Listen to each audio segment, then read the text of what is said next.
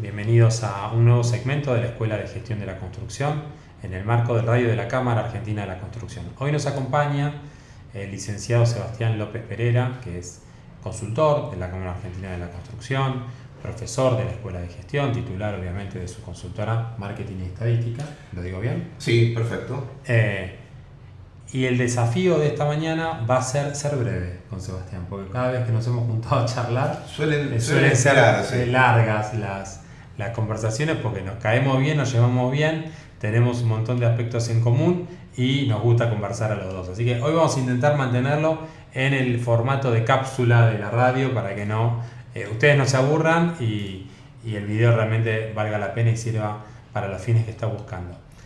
Lo invitamos a Sebastián para conversar sobre desarrollos inmobiliarios, quizás no tanto del fenómeno de desarrollo inmobiliario, que es toda una materia específica y que la Cámara tiene comisión específica de trabajo sobre la cuestión, tiene autoridades y dirigentes empresariales muy conocedores del asunto que han estado conversando el otro día, hace poco, en la convención anual sobre esta problemática, sino quizás para conversar, Seba, sobre los análisis necesarios de mercado, de producto, para generar desarrollo inmobiliario, que es parte de un curso que vos venís dando en la escuela hace ya como 3, 4, 5 años más o menos.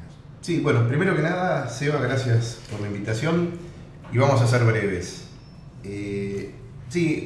Nosotros hace muchos años que venimos haciendo estudios de mercado para evaluar proyectos inmobiliarios. Y después de tantos años y de diferentes clientes que nos fueron pidiendo una variedad importante de temas, descubrimos como cierta sistematicidad que hay que encarar en las investigaciones para darle respuesta a lo que más le preocupa a un cliente cuando nos pide un estudio, que es decir, este proyecto, ¿qué probabilidades tiene de éxito? Y esas probabilidades de éxito están muchas veces atadas a la relación, más allá del contexto macroeconómico, que a veces influye positivo o negativamente, pero hemos visto a lo largo de los años que los desarrollos inmobiliarios incluso son contracíclicos, ¿no? Hay momentos donde para muchos inversores la economía no está funcionando bien en algunos momentos y los desarrollos inmobiliarios sí. O el caso de la pandemia, donde muchas actividades estuvieron acotadas y los desarrollos inmobiliarios adelantaron y se avanzaron de manera significativa. Pero lo que descubrimos es una serie de pasos metodológicos con los que ayudamos a que el desarrollador, que es quien principalmente nos pide esto, pueda minimizar los riesgos a la hora de encarar un proyecto. Cuando hablamos de proyectos inmobiliarios hablamos como de 4 grandes familias de proyectos, que son proyectos residenciales en altura, proyectos residenciales en expansión, estos son o casas o barrios cerrados o countries, proyectos vinculados al mundo de lo comercial, desde un shopping center hasta un centro comercial barrial, y después hay un cuarto nivel que tiene que ver con oficinas o con hoteles, que uno lo puede mezclar, donde para cada uno hay una impronta y una serie de pasos metodológicos que conviene dar de vuelta, no para tener una información precisa de qué va a pasar, sino para fundamentalmente minimizar los riesgos a la hora de encarar una inversión, que son inversiones en general muy grandes. Es muy interesante. Nosotros comenzamos con esta temática, me acuerdo, y de hecho tenemos un librito que lo pueden bajar de biblioteca.camarco.ar, de constructor a desarrollador, porque en la Cámara se viene dando hace 90 años que tiene la Cámara aproximadamente, la situación que muchos de nuestros socios son, entre comillas lo digo, vivienderos. Son empresas, por lo general, pequeñas y medianas, del interior del país, que realizan vivienda social o vivienda federal, depende del momento de la historia, tienen un nombre u otro, vivienda financiada, promovida por los institutos provinciales de la vivienda, por Ministerio de Obras Públicas o de Vivienda, en este caso, como en esta gestión que tiene el Ministerio propio. Dependiendo del momento histórico, el momento económico, el Estado financia más, financia menos, o propone nuevos modos de financiamiento, como por ejemplo fue hace unos años, créditos intermedios, se daba un crédito al constructor y el constructor tenía que generar un caso de negocios de un edificio, de un desarrollo inmobiliario.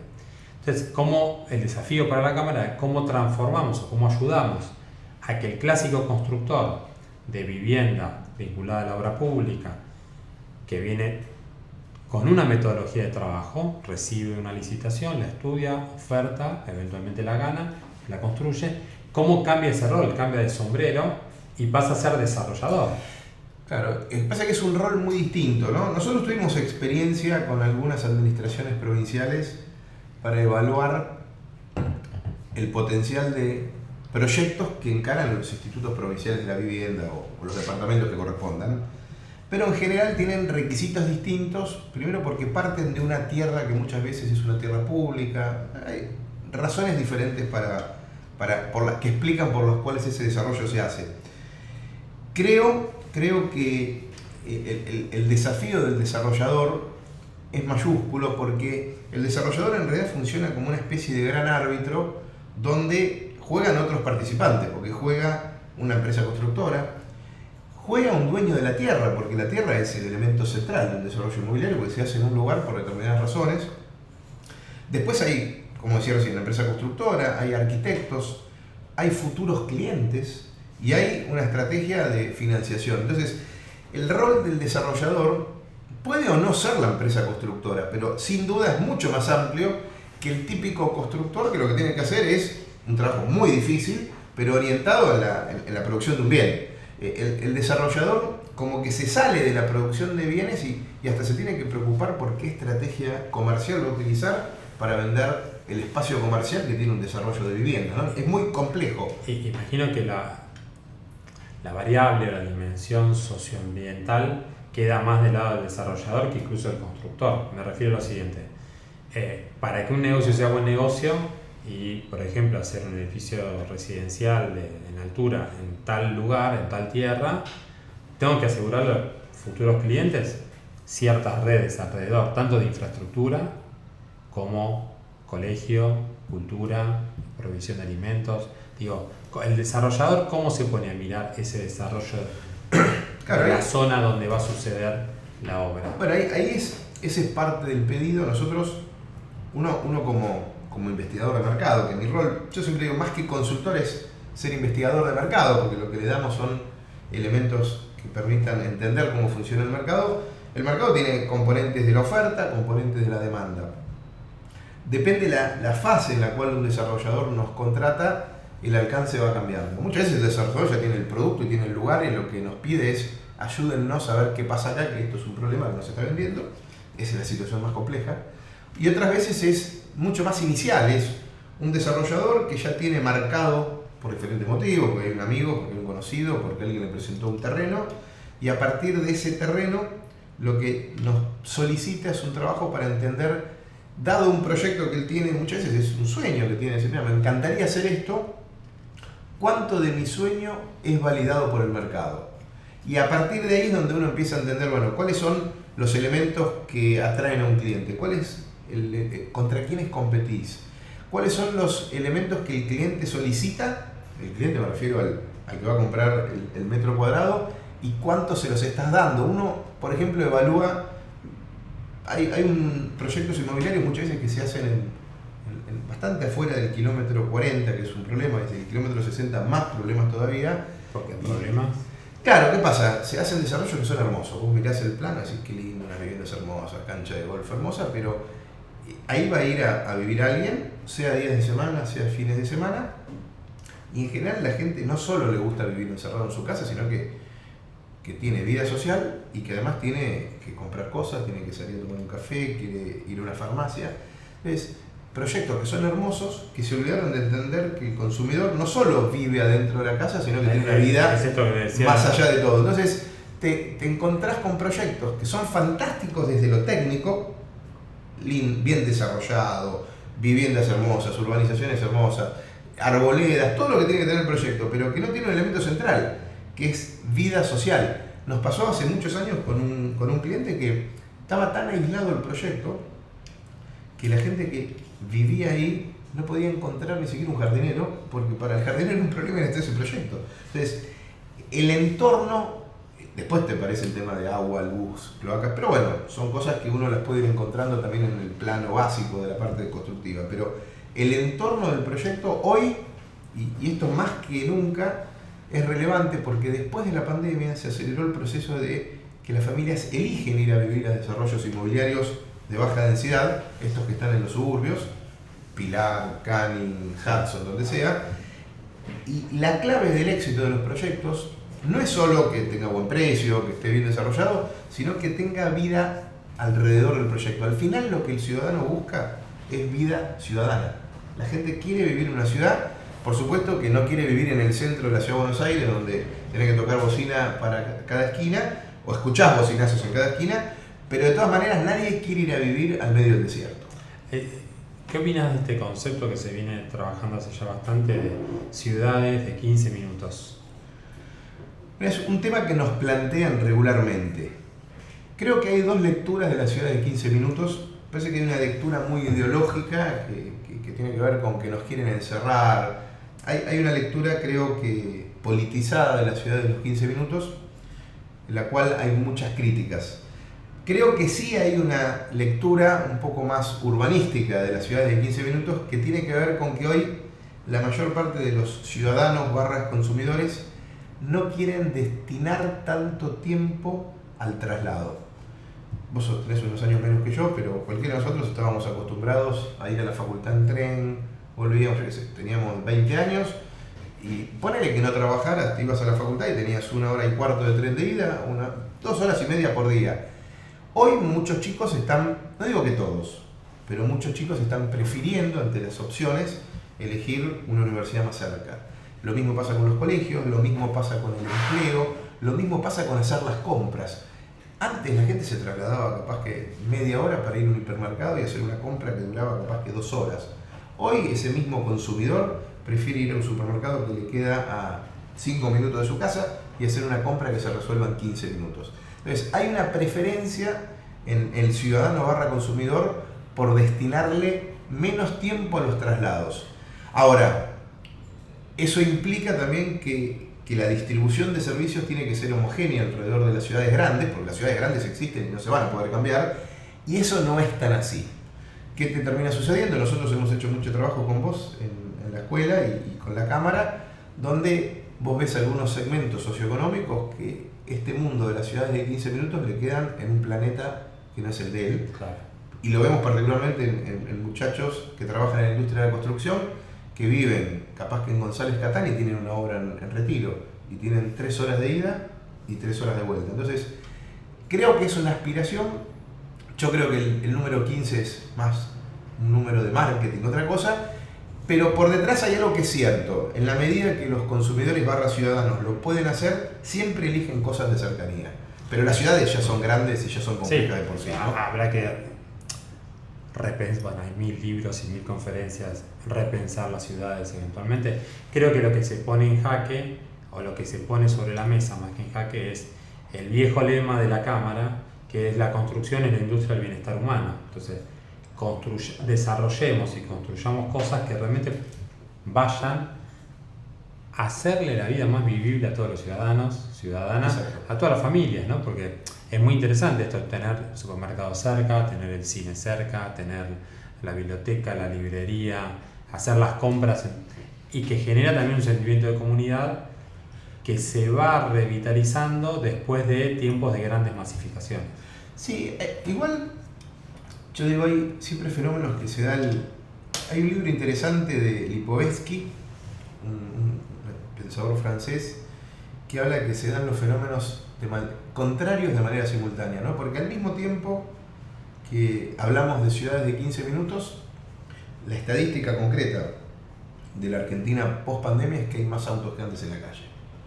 Al mismo tiempo que hablamos de un mundo donde cada vez el consumidor elige más productos saludables, si mirás las estadísticas de venta de las hamburguesas tradicionales, de venta de productos con carbohidratos, estamos en el récord. Creo que se dan cosas, hay como galaxias o burbujas que son distintas. ¿A qué lo atribuye Lipovetsky estos dos protagonismos simultáneos? Que hay una agenda que se prioriza en el mundo de la academia, pero que esa agenda es muy parcial, pero en una vida real. Hablamos de que el mundo prefiere comidas saludables. Lo digo porque trabajo mucho en el mundo del consumo masivo, ¿no? Entonces hay la tendencia es a las comidas saludables, al bienestar físico y al cuidado del cuerpo. Esa es una tendencia. Ahora, si vos mirás las estadísticas, estamos en la crisis más alta de la historia del planeta de obesidad. Son dos fenómenos que se están dando juntos. La tendencia universal es a no tener más autos. Los jóvenes no quieren tener autos. Mirá las estadísticas de venta de autos en el mundo, son récord. Después pueden ser autos eléctricos. Creo que se dan cosas siempre que son contradictorias y muchas veces hay agendas académicas, mediáticas. No digo con conspiraciones de nada, lo que digo es, hay agendas que muchas veces no responden de manera específica a lo que está sucediendo en el mundo real. Y con la ciudad de los 15 minutos tengo la impresión de que algo de eso está pasando también. Entonces, hoy la ciudad, hablamos de ciudad, la tendencia de los 15 minutos, pero sin embargo hoy es el momento más difícil para trasladarte a la ciudad de Buenos Aires. Entonces, ¿pasa eso? Sí, probablemente el que encontró una vida resuelta en Pilar le pase todo eso. Ahora, al 99,9% del resto probablemente no le esté pasando. Me parece que la convivencia de fenómenos extremos, para mí el caso paradigmático es esto: la tendencia es a los consumos de alimentos naturales y bajos en calorías, y la crisis de obesidad es la máxima de la historia. Sí, resumiendo y ya cerrando el segmento, Seba, estaba pensando en nuestro público, fundamentalmente vinculado a la industria de la construcción, obviamente, constructores, desarrolladores, la necesidad de investigar el mercado antes de tomar decisiones de negocio, que es lo que venimos, digamos, a contar en tus actividades de formación dentro de la escuela. No es baladí pensar dónde va a ser el proyecto y estudiar un montón de variables. Sí, porque hay una ley única en el mundo del market research aplicado a la construcción y al retail, a los proyectos inmobiliarios, digo construcción, ¿no? Es la teoría de las 3 L: localización, localización y localización. Esa es la clave del éxito de un proyecto, y una localización tiene cierta naturaleza propia que la hace apta de manera simple para cierto tipo de uso. Entonces hay localizaciones que son naturalmente para segmentos medios, localizaciones que son naturalmente para centros comerciales, localizaciones que son naturalmente aptas para proyectos industriales. Porque cada localización implica un entorno y una cantidad de comunicación, de servicios de comunicación. Cuando digo comunicación es rutas, autopistas, que le dan una impronta, y ahí es donde caben mejor ciertos segmentos socioeconómicos. Nos ha pasado, para hablar de esto de manera específica, proyectos que eran fantásticos, por ejemplo, para segmentos de trabajadores de ingresos medio-bajos, pero que esa ubicación no tenía ningún medio de transporte público, con lo cual era un problema grave. Para el trabajador un bondi. Exacto. Entonces, en inglés le dicen facility, ¿no? Esas cosas, las instalaciones son claves, ¿no? Disponer de red de transporte público, de transporte, de acceso, de agua, de cloacas, de electricidad, de salud, de educación. Exacto. Por ejemplo, si uno mira hoy en los desarrollos inmobiliarios que se están haciendo en los grandes clústeres de desarrollo, que son Escobar, Pilar, Hudson, Canning, empiezan a aparecer las demandas de salud, educación secundaria, educación universitaria, centros comerciales y entretenimiento. En todos aparece lo mismo. Bueno, atención a eso, que hay oportunidades de trabajo, entonces, por supuesto, vinculados a eso. Seba, muchísimas gracias por Seba, habernos acompañado. Gracias a todos ustedes por estar del otro lado. Recuerden que pueden volver a ver este video en nuestro canal de YouTube, de la radio, de la cámara y de la escuela, y que si hacen clic a la campanita se pueden suscribir y estar atentos a todas las novedades que vamos subiendo. Muchas gracias y hasta la próxima.